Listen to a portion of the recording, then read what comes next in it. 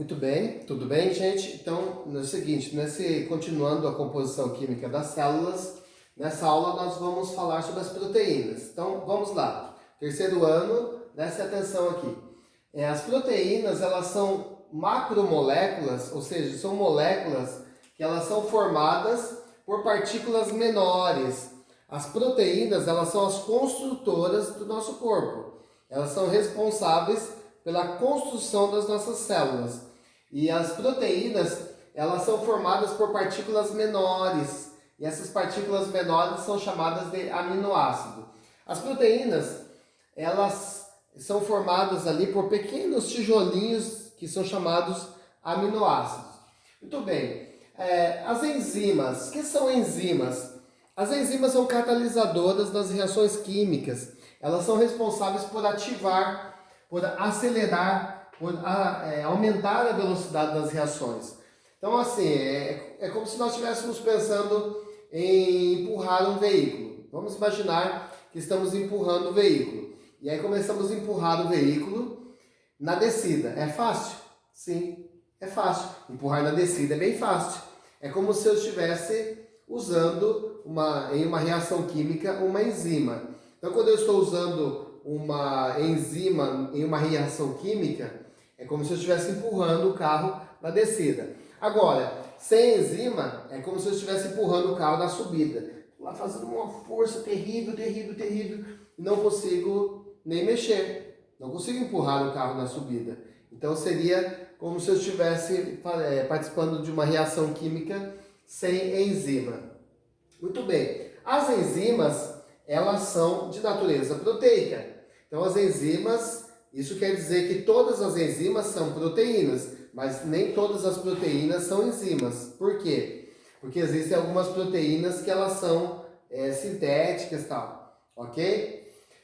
Então, as enzimas, elas participam dentro das reações químicas. As enzimas, elas possuem um sítio ativo, ou seja, ela tem um modelo ali, chave e fechadura, e nesse modelo chave e fechadura, as enzimas, elas ativam somente um lugar próprio para a sua atuação. Por exemplo, enzima que atua na digestão dos amidos da boca.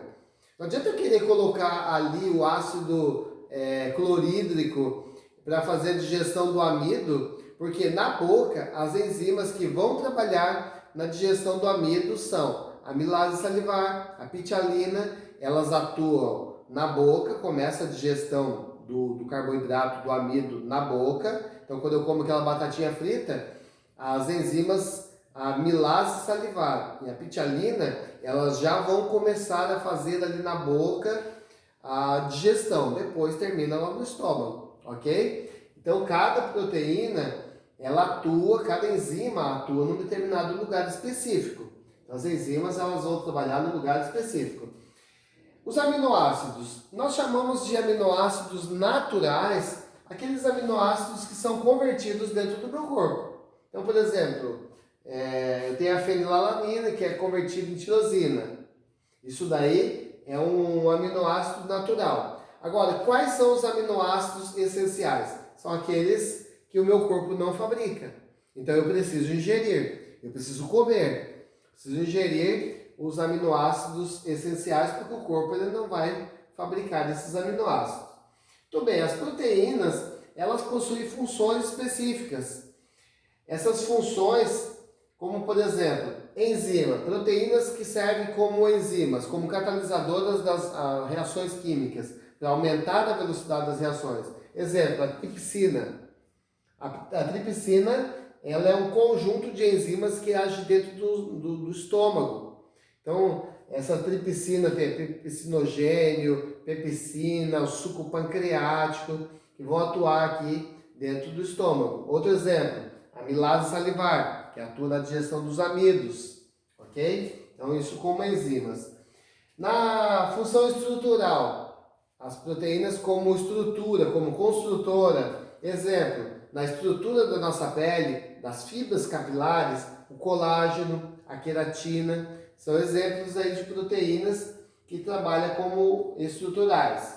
Como protetora, na formação dos anticorpos, nosso sistema de defesa. Então, proteínas atuam aí como protetoras, aumentando os nossos anticorpos, na fabricação do fibrinogênio como uma proteção, formando as fibrinas para uma cicatrização, juntando ali lipídio, proteínas, açúcares, formando tipo de uma cola, que é a fibrina, formando o fibrinogênio para uma cicatrização, uma coagulação sanguínea, ok? Como hormônios, o exemplo aí, a insulina, um hormônio, uma proteína transportadora, que carrega o açúcar do sangue até o glicogênio, fica ali armazenado no glicogênio, para que a pessoa possa ter a energia celular, ok? O açúcar dentro das células e não o açúcar na corrente sanguínea. Então são aí algumas funções